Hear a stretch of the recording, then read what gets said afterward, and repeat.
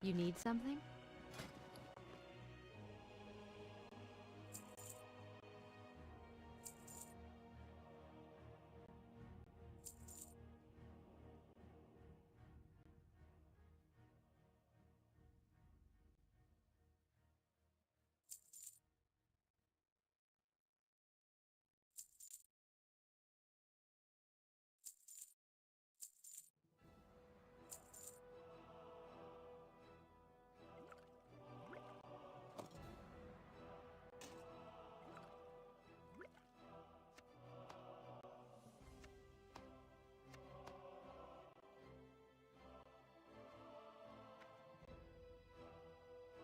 Be careful.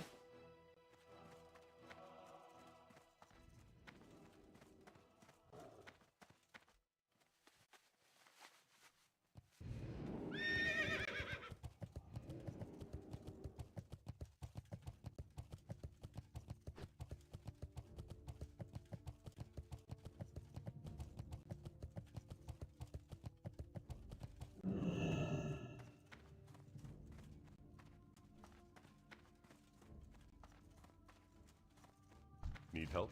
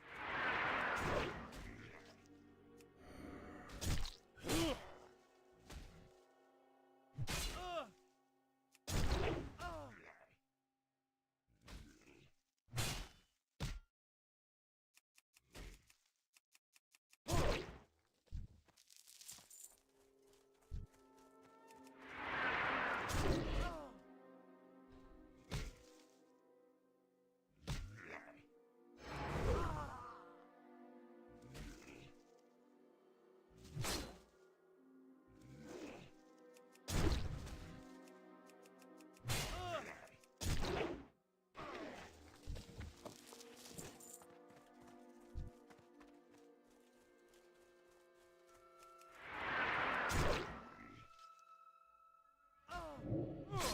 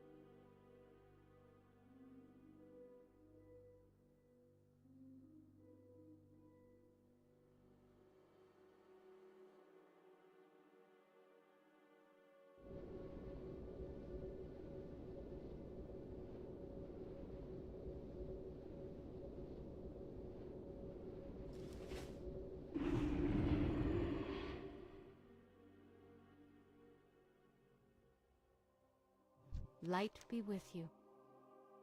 Safe travels.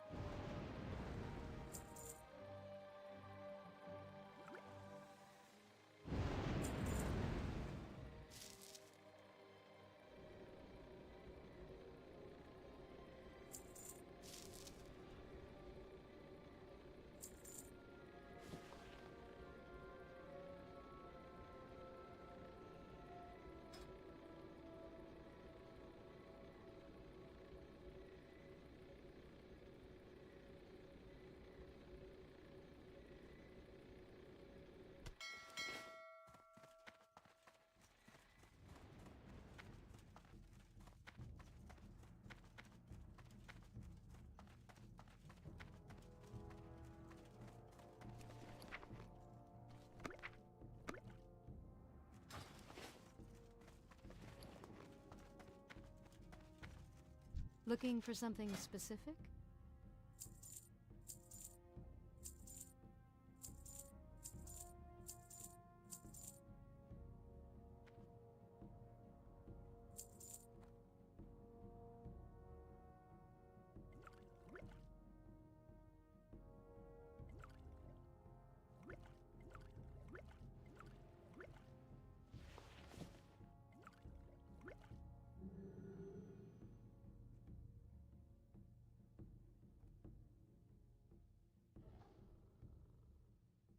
Go with honor.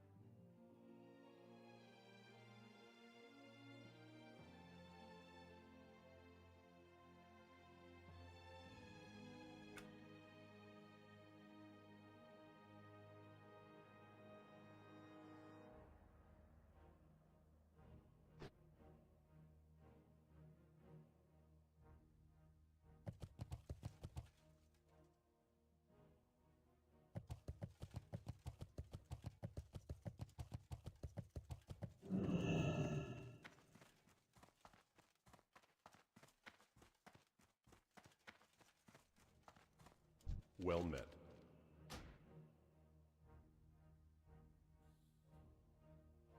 Be careful.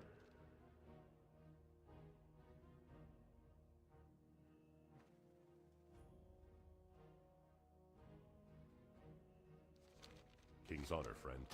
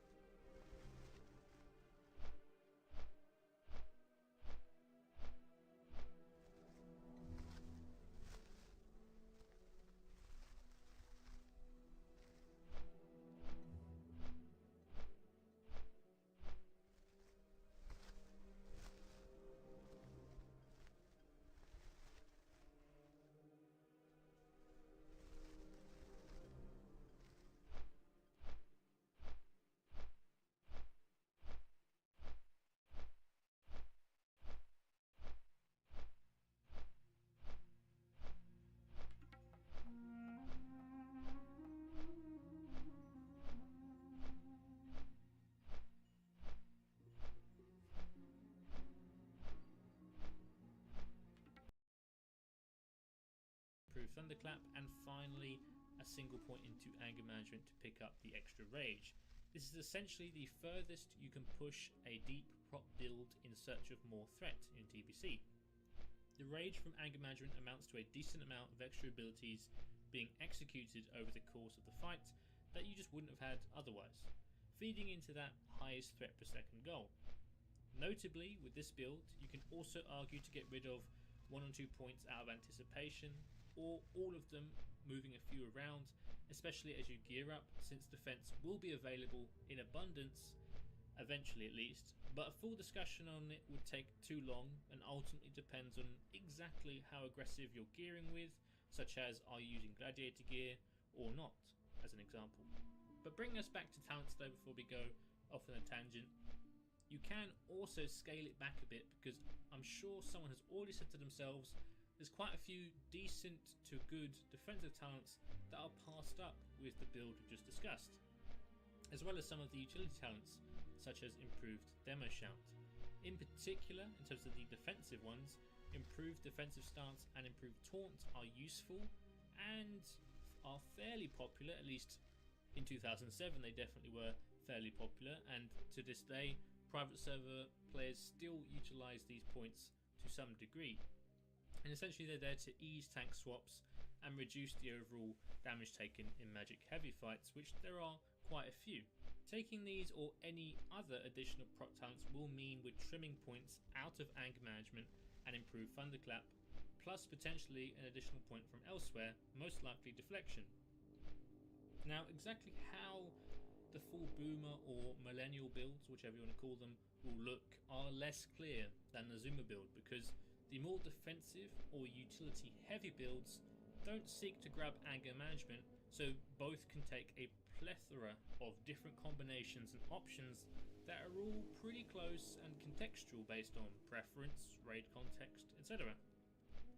As an example though, a more middle of the road build would be grabbing something like improved demo or booming voice, or perhaps taking improved taunt as well as improved blood rage, again mostly contextual or preference based. Full boomer on the other hand would probably take all the solid defensive talents, sometimes foregoing tactical mastery even in favour of more utility, or even going for improved shield wall, which unfortunately is often referred to as dead talent points. As long as you time it right, it's usually not really that impactful to get extra duration. But without going too far onto this woulda, coulda, shoulda kind of business, ultimately besides those 45-ish or so points, you can go in various directions, though whilst I usually like to leave my opinion out of it where possible, in this case I would definitely recommend going towards that anger management full Zuma build.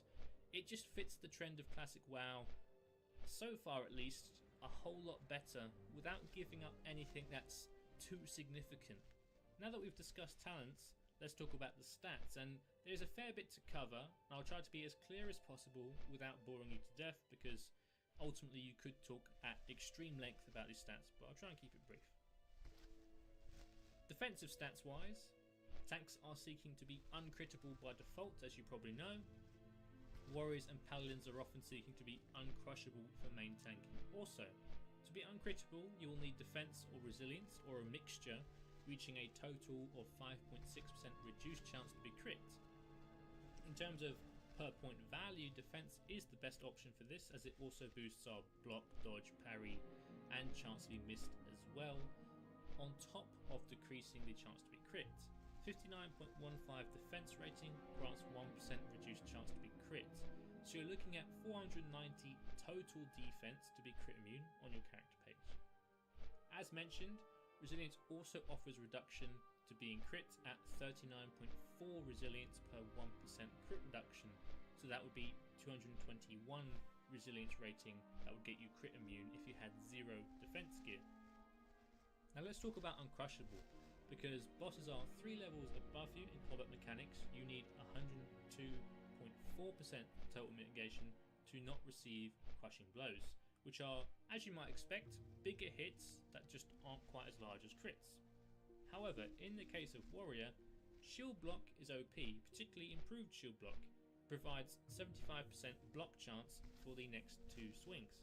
It means warriors only need 27.4% total mitigation to be uncrushable whilst shield block is up.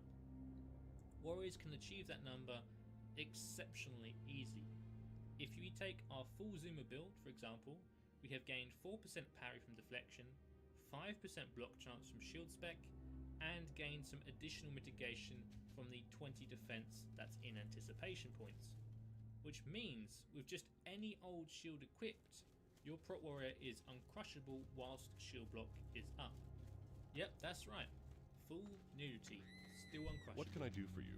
Contrasting Light this bless to you. the trials and Go with tribulations honor, that friend. opponents have to go through to get uncrushable is actually laughable, to be honest. No guesses what the Light biggest bless threat you. to prot warrior is. Now this is where things are a bit spicy and quite complex to fit into a video intended to be brief and short, essentially. Because warriors are essentially uncrushable without any real effort, you can gear for as much or as little avoidance as possible. This makes a stats breakdown very difficult because it will vary depending on counter and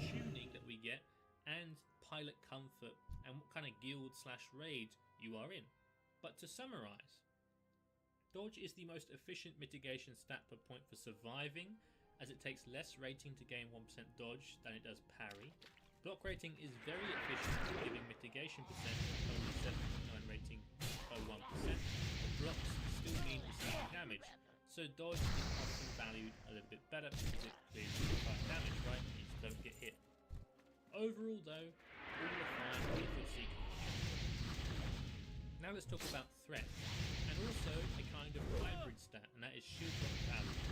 Shield block value on the defensive side of the game simply improves the amount of damage of your blocks, which are by far the largest portion of mitigated hits, regardless of how heavy you go on the other forms of mitigation, thanks to improved shield block. So ultimately it's reasonably relevant in terms of reducing incoming damage, nothing crazy, but it helps out. However, it also double dips as additional shield slam damage, which is the part that is particularly enticing. To put it bluntly, warrior threat doesn't scale too well, and this is one of the better ways to improve it, essentially put more damage onto one of our best abilities in shield slam because it doesn't scale with AP. So in short, shield block value has a double dip effect as a stat that prop warriors should be very interested in because it also allows you to be fairly aggressive whilst also providing you some chunk. Speaking of double dip stats though, expertise, unsurprisingly, is awesome and far and away the best threat stat, whilst also providing solid defensive benefits due to reducing the amount of parry haste for bosses. I can't give you an exact way if what sims are still lacking for warriors, but there is no uncertainty that expertise is an exceptional stat for prop warriors. Following this, threat-wise, we're looking at hit rating to land abilities. Most prop warrior threat is via ability modifiers for threat, rather than the damage being dealt per se. So hit is next up on the list of threat stats, ahead of stats like crit, haste and armor penetration, at least per point. The remaining DPS secondaries are all reasonable for purposes of threat, but fairly low value in the big picture of being sturdy and seeking better threats simultaneously.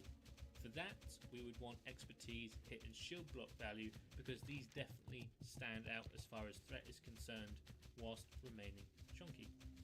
This brings us to the gameplay, and under conditions where rage is effectively infinite, you will use shield slam into revenge into 2 devastates, whilst holding down heroic strike over and over and over again for every auto.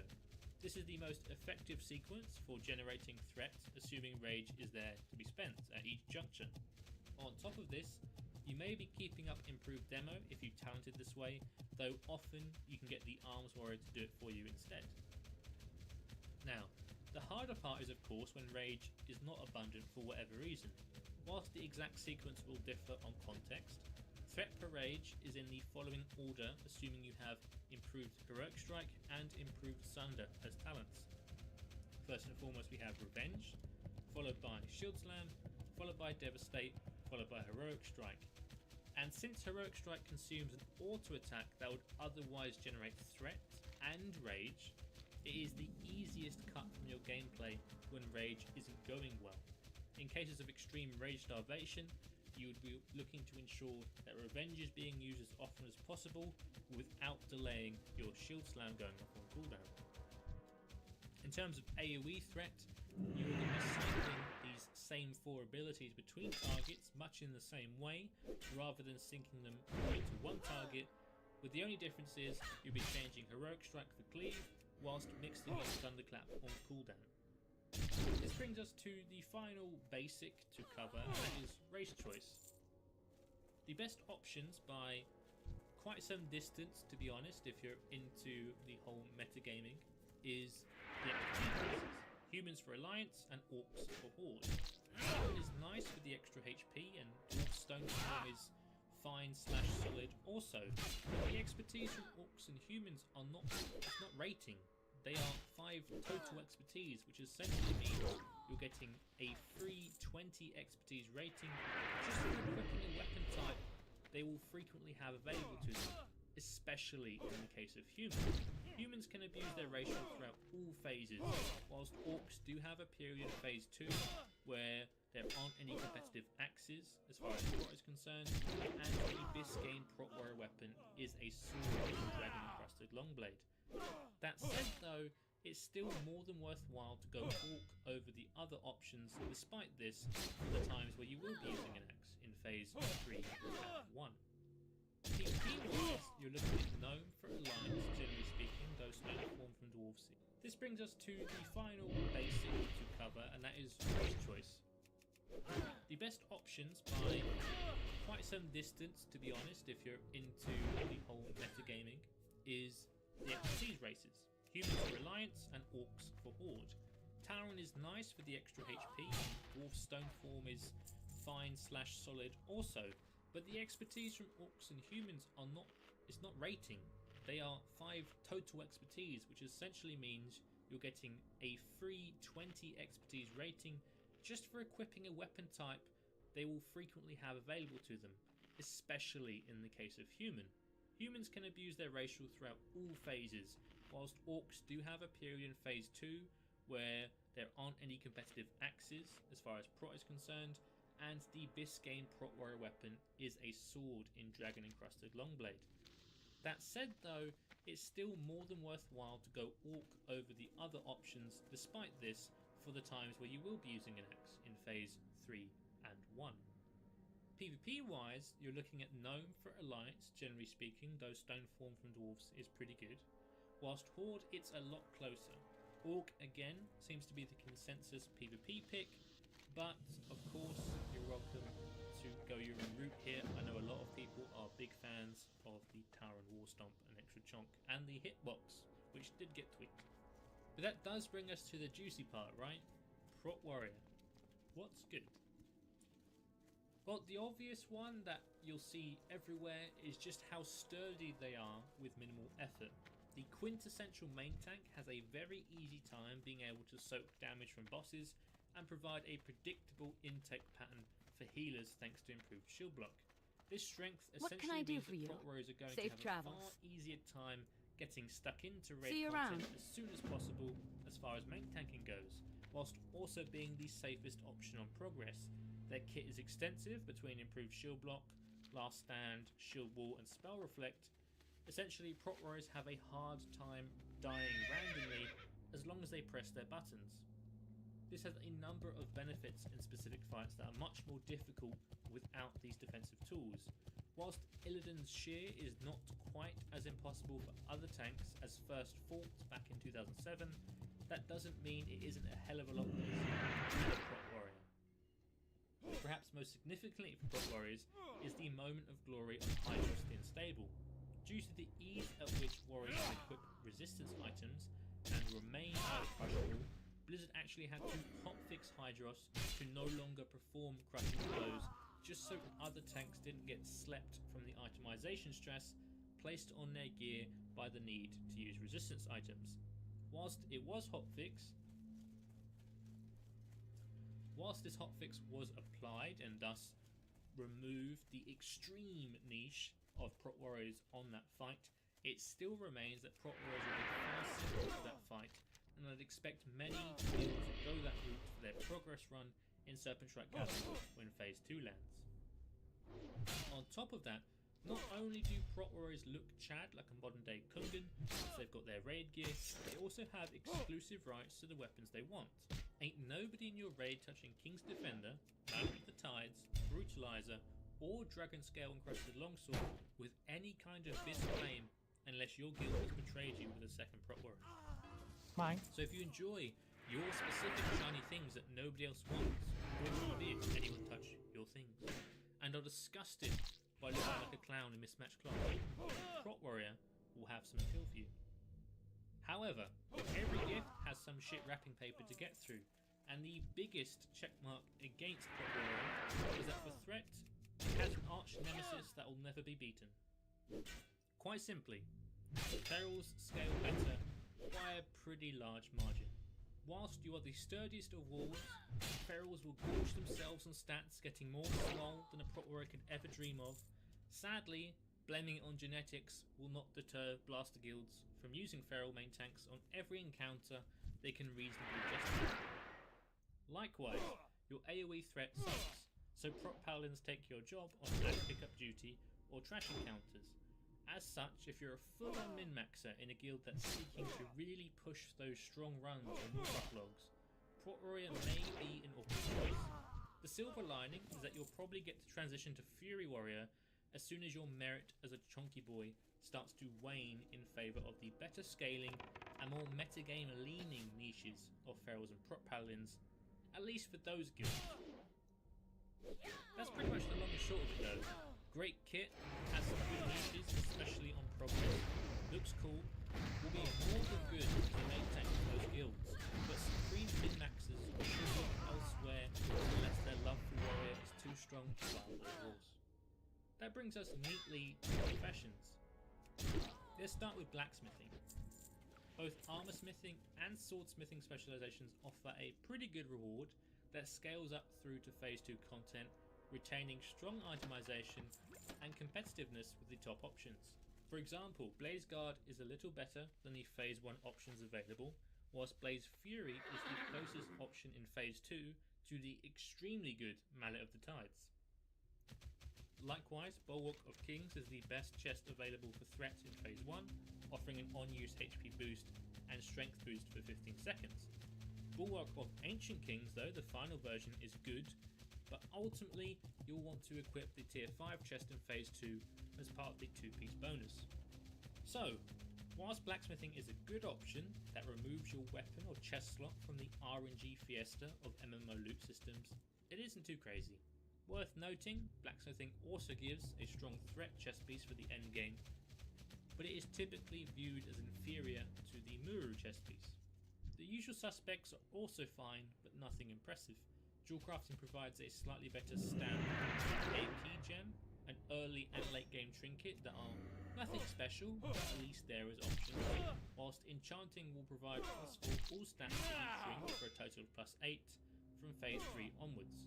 Before phase 3, you'd be stuck with +2 weapon damage on each ring, which isn't anything to write home about, to be honest. From phase 3, enchanting makes a lot of sense, but prior to that, it's very underwhelming from a performance perspective. This then would leave us with engineering and or leatherworking. Engineering is the closest to a slam dunk pick for the Prot Warrior.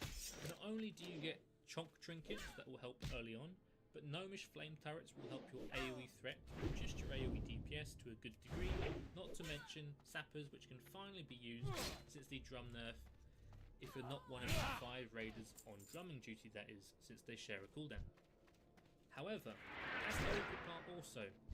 Leatherworking is nice for being a drummer, because your guild will need some, but the fact that it incurs a cooldown on sapper charges kind of makes it awkward to go engineering and leatherworking together. All in all, you can see that there's some nice options, but nothing feels like a certified must-have.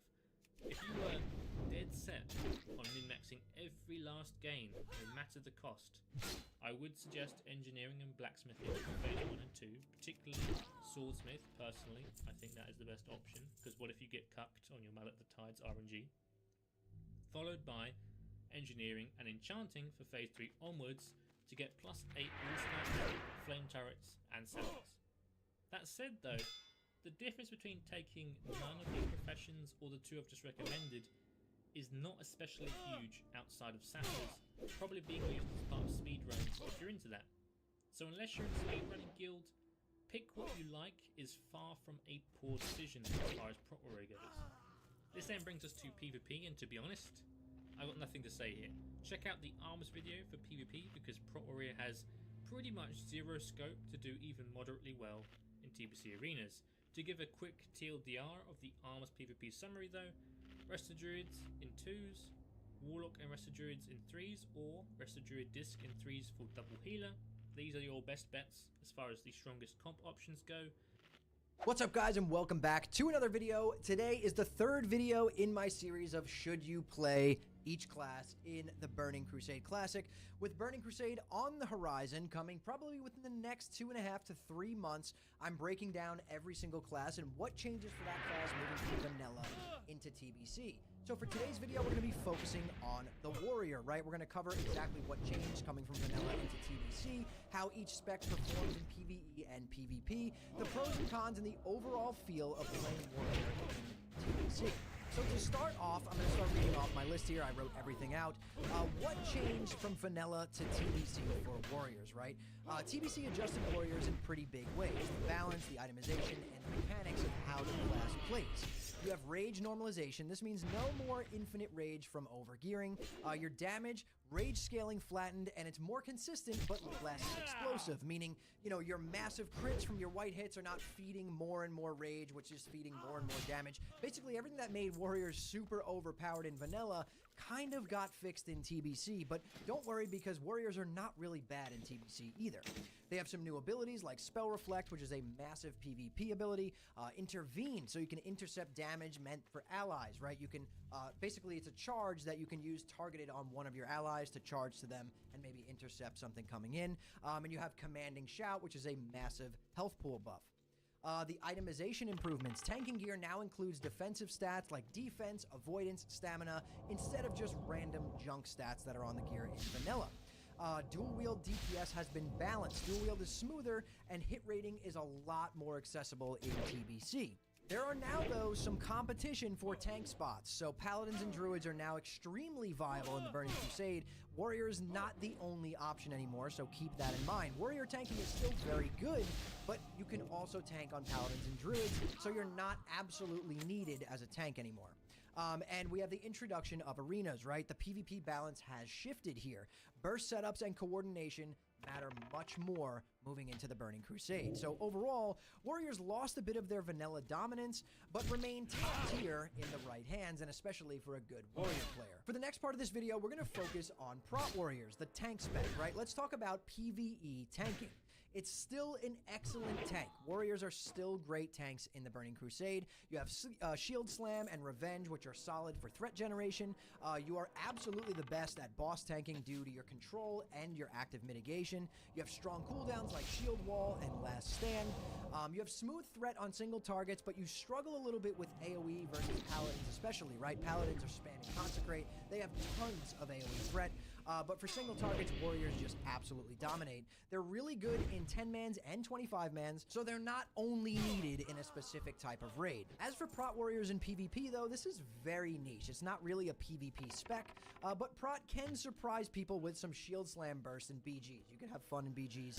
Really wouldn't be that viable in arenas, and I'm sure there's some comps where it is, but it is definitely a more niche spec to play in PvP. The strengths of prot warriors in PvE are that it has, again, strong single target threat, excellent defensive cooldowns, and a very high skill ceiling, so it's very rewarding if you master playing it. As for its weaknesses, AoE tanking, very weak compared to Paladins. It requires really good gear for it to feel, you know, good and comfortable, and it has limited group utility compared to the other hybrid tanks.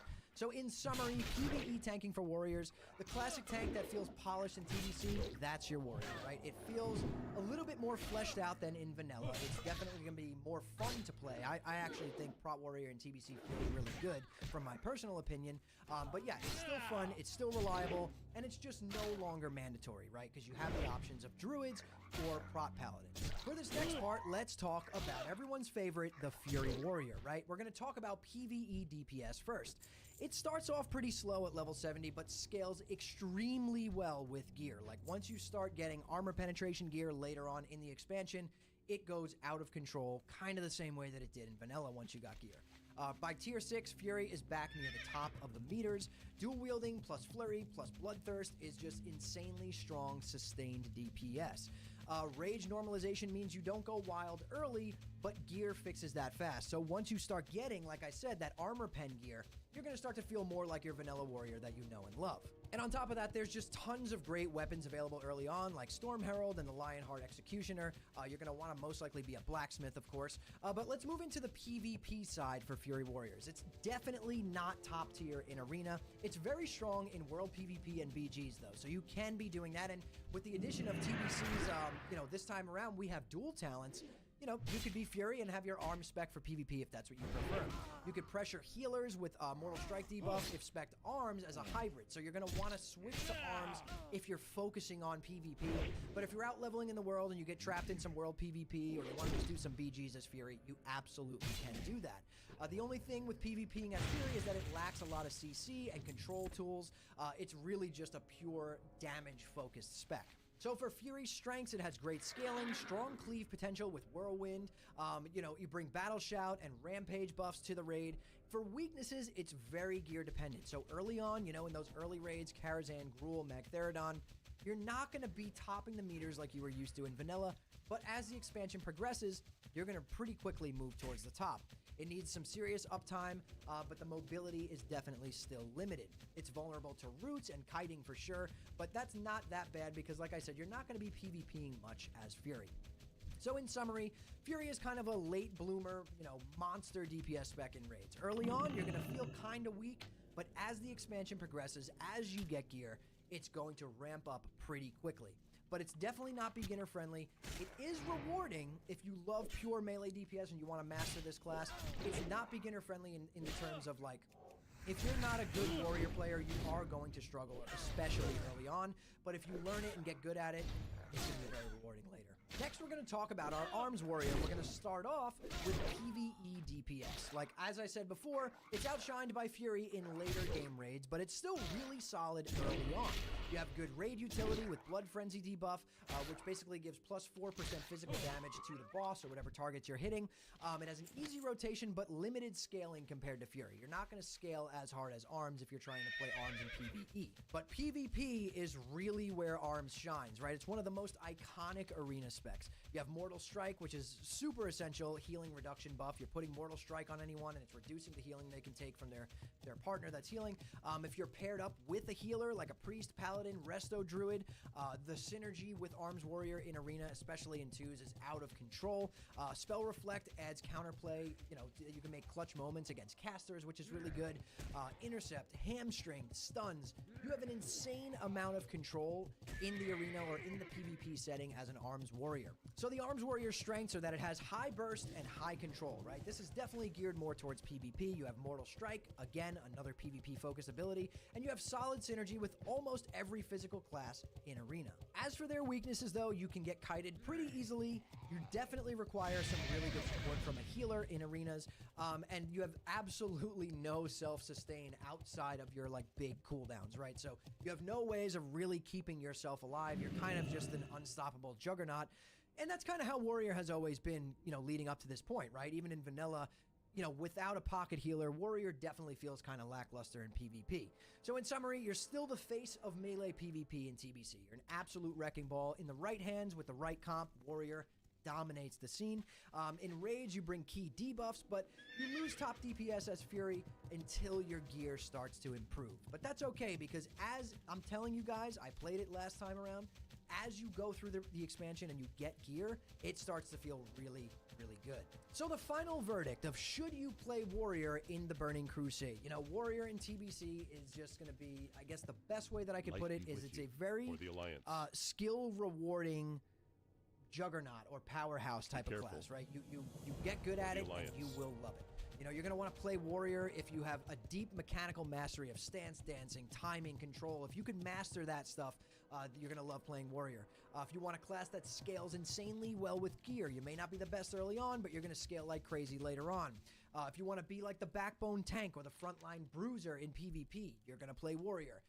It's a very rewarding PvP class with insane burst potential when you play it right. And I can't stress this enough, guys. When you play it right, it is so much fun. But keep in mind, though, for Warriors, you may have a little bit rougher of a leveling experience. You're not going to level as fast as, let's say, Warlocks and Hunters, obviously, but that goes for Vanilla as well. You have no self-healing. You're very gear dependent, right? You need gear to shine in both PvE and PvP. It's not just a PvE thing. Kiting is one of your biggest weaknesses early on. You can get kited. I know that this time around we're playing on servers that have a 50-50 population balance, so there's going to be quite a bit of world PvP, so make sure you're carrying FAPs if you're leveling a Warrior out in the open world on Night Slayer. But overall, Warriors start out slow, but they finish really, really strong in TBC. They're iconic, they're feared, They are just a rewarding class to master. You guys know my favorite class is Warrior, always has been, and it's an absolute blast to play in Arena. I can't stress that enough. So let me know if this video helped you guys make your decisions. Drop a like if it did. Comment down below anything that I may have forgotten or anything that you want to know. Maybe I can help answer your questions. Come hang out with me. I stream on kick.com/hammerdance Monday through Friday at 8 p.m. Eastern.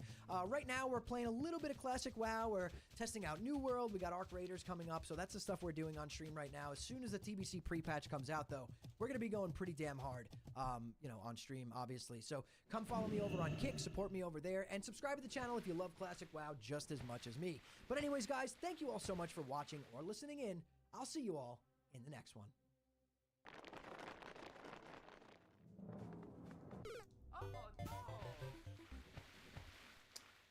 All right, here we go. Here we go.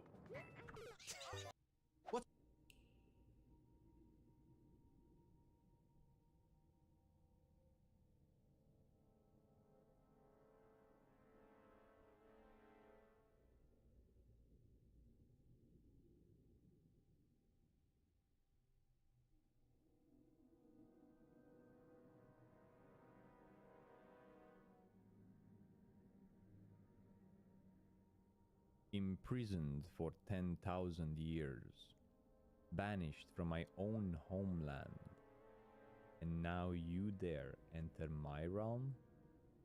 You are not. Why?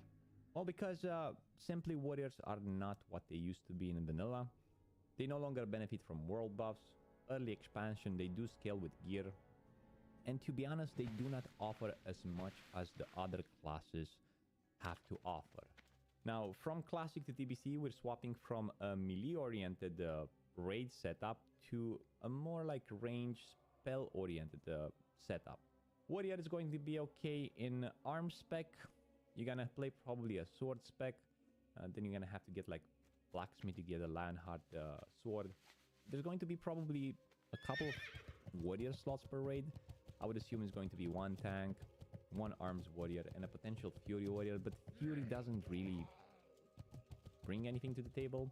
At least the warrior brings the 4% damage debuff, and that could be useful. When it comes to tanking, we have other tanks now, Pearl Druids, Paladins, so warrior, at least at the beginning of expansion, is doing quite sad, but towards the end he's going to scale. But we're talking now about phase 1. In terms of other things you can do in the game, it's quite nice. You can do fine in Arena and World PvP in general. A lot of 2v2 setups with Druid, Paladins, Shamans, and 3v3 is doing fine as well. You're going to be able to hit Gladiator if you want early phase 1. But until then, Warriors are not going to be that desired in Raid. Moving on to the next one, which is the Mage. And the Mage we're going to give an A tier. I wanted to give an S tier to the Mage, especially in phase 1. Because phase 1 for Mages is kind of interesting. You are going to be kind of wanting to play Arcane, because Arcane is slightly more powerful in phase 1. Due to the fights being short, you're going to be able to manage your mana. Especially if you have like a Shadow Priest in your group. We're going to talk about this later. And with the addition of the new spell like Spell Steal and so on, you're going to be able to pump in specific boss fights such as Nether Spite a lot of damage. Fire is great too. Fire comes with an Execute now, and when you're the mob is under 20%, you're gonna deal 35 more damage, 35% or something like that. And honestly, Fire is gonna be more fun with the addition of new spell like Dragon's Breath and so on. Mages are going to do fine. They bring a lot of benefits to the raid table, refreshments. You're going to be able to tank and Gruul Slayer and so on. And on top of that, you're going to perform okay and gonna bring consistent damage to the raid and also some sort of support. In terms of PvP, World PvP, Arenas, you're doing fine. Rogue Mage in 2v2s, or Mage Priest, Rogue Mage Priest in 3v3s. You're gonna have a great time in TBC if you're playing a Mage. Not S-class though. We're gonna move next to the Paladin, which Paladin is kind of interesting here, because if we compare the Paladin with the classic Paladin, Paladin gets like huge buffs. So I'm going to drop the Paladin in a B tier overall. The red spec is nice, specifically for 25 mans, because then you get more buffs. And You get probably Wind Well Fury met. and so on. So you're Be going careful. to perform okay in red. However, in Have a 10-man good one. raids, you're kind of slacking. But the Paladin has one of the best tanking Farewell. specs out there. You can do a lot of AoE tanking and you're going to be really good at it. And towards the end of expansion, you're going to get only better and better. Early on in phase 1, you can do a lot of PvP. As a Holy Pala, maybe with a Warrior, maybe as red with some other setup. But in terms of raid, it's kind of much better than it used to be in vanilla, but not quite there on par with the other classes. So I'm giving it somewhere in the middle, a bit here. Moving on to the Warlock. And Warlock is probably one of the best classes in PBC. I think as a Warlock, even in phase 1, you can start like playing any spec that you want. Destruction is going to shine, Demonology is going to shine, and even Affliction is going to be probably right there in A tier. Not only because they bring a lot of support with Master Health Stones and Soul Stones, now you have an AoE spell, Seed of Corruption. And that AoE spell is one of the strongest AoE spells in the game. So overall, single target great damage, multi-target great damage, and in PvP, you're going to be a beast as well. There are great 2v2s combo like with Resto Druid in 2v2, some combinations with priests and mages in 2v2. And overall, for the entire of the expansion, I think class is going to shine. Not only that they have great sets like tier 5, tier 6, but as they get more gear, they only become stronger and stronger. So, a lot of support with summoning, soul stones and health stones. Great damage. They bring a couple of debuffs and they help other casters. Fire mages as well in destruction. Affliction brings like elemental 3% damage increase. Just overall a great class to have in a raid. Moving on to the Shaman. In Shaman, I really wanted to give an S rank, but I'm going to give it an A rank. And compared to vanilla as well, Shamans are going to be good in all 3 roles. Now, you're gonna have to get about minimum 5 Shamans in a raid, and most raids will try to do that. So you have great support, you get Bloodlust, Heroism, you bring totems, you bring like lots of damage with the Elemental. Elemental has been redesigned a lot. Now you have a lot of hit from it. If you're playing a Drene, you have hit from your rituals as well.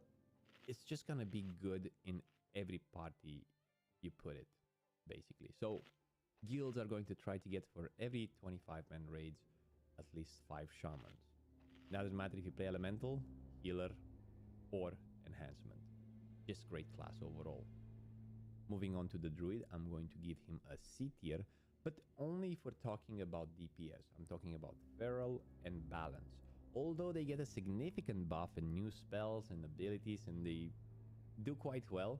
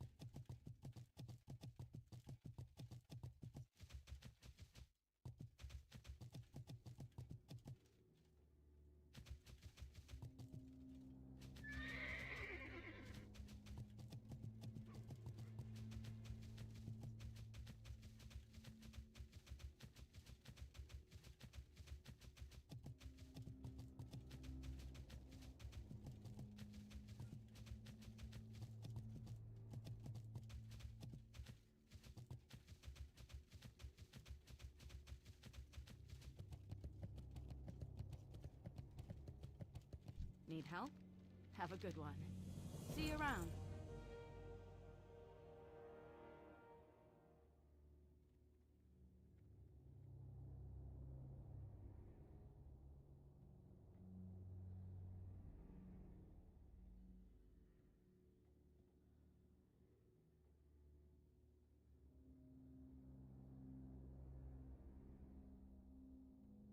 Be careful.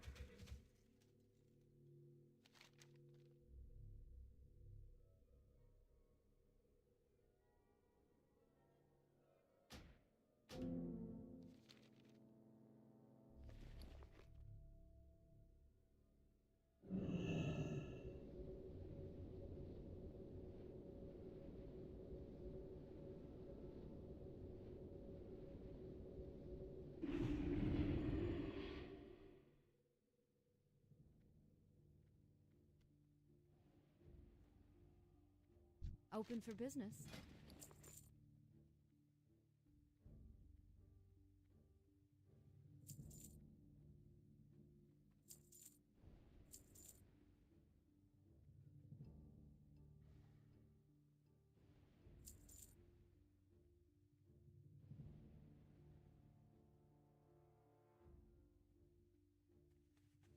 Farewell.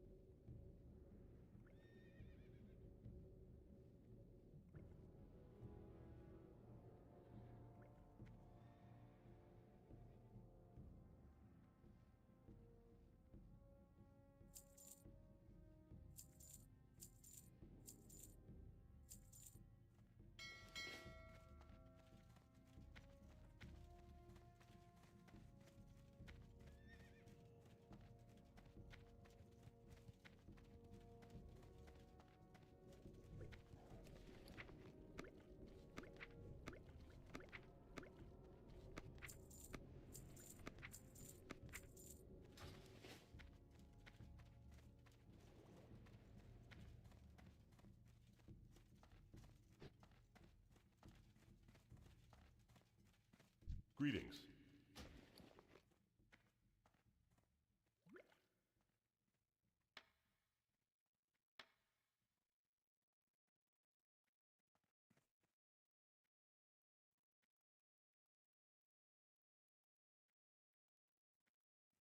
Be careful.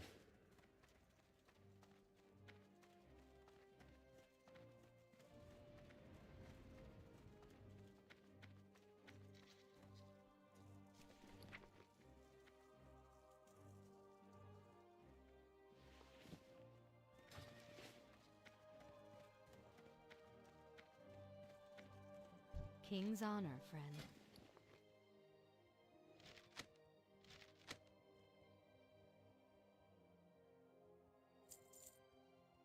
Safe travels.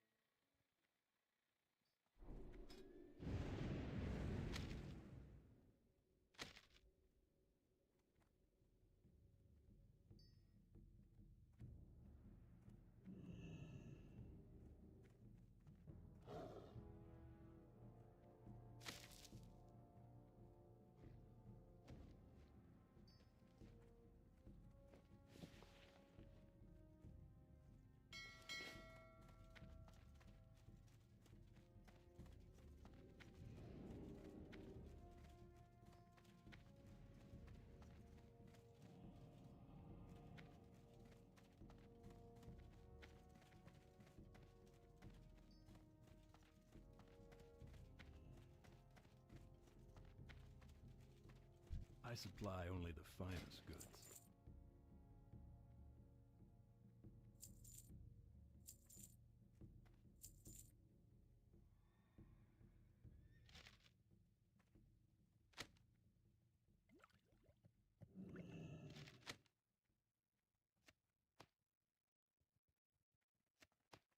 Be careful.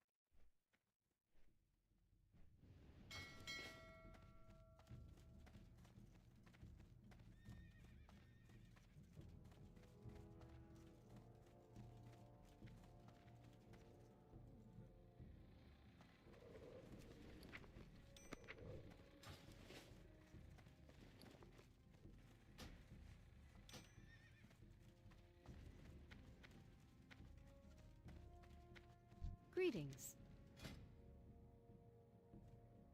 Farewell.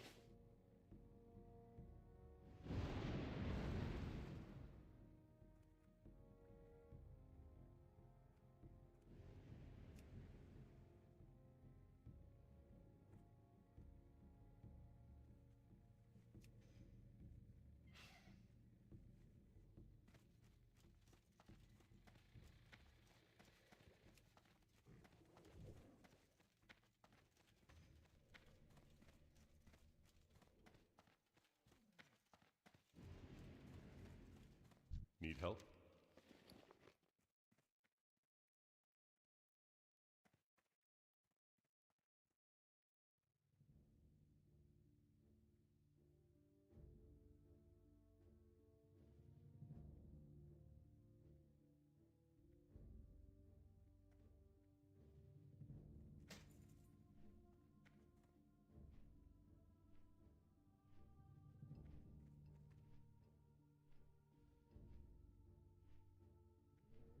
Go with honor, friend.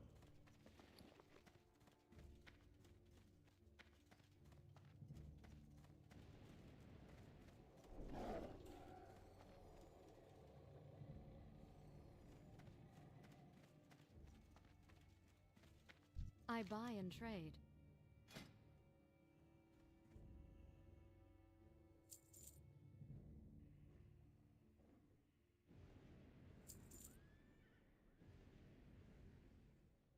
Be careful.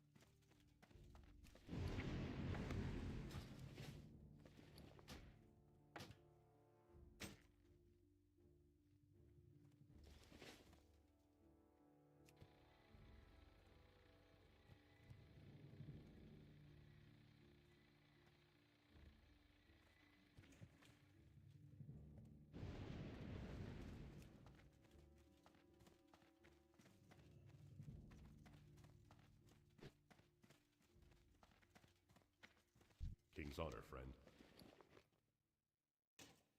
Light bless you.